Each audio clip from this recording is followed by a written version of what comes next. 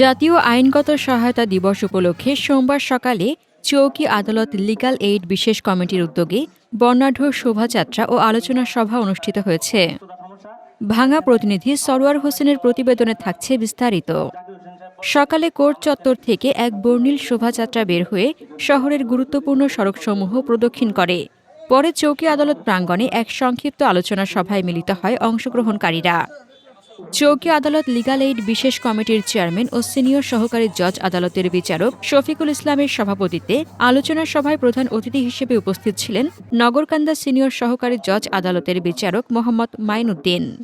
অনুষ্ঠানে আরও উপস্থিত ছিলেন সহকারী police super Asif Iqbal, senior আইনজীবী advocate Ali Morshed, advocate Abdul Mannan, advocate Juhrul Haque Mithun, advocate Habibur Rahman, advocate Ruhul Amin, Nitai Chandra De, Banani Das, Shah Newaz সহ আইনজীবী ও সংশ্লিষ্ট ব্যক্তিবর্গ।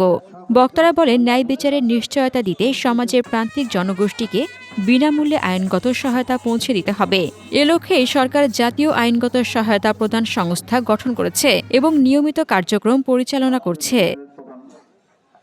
হাসনাতুজ্জাহান হিমু, দৈনিক খোলা চোখ। আপনার স্বপ্নের যাত্রা হোক ফ্লাই ইনফিনিটির সাথে।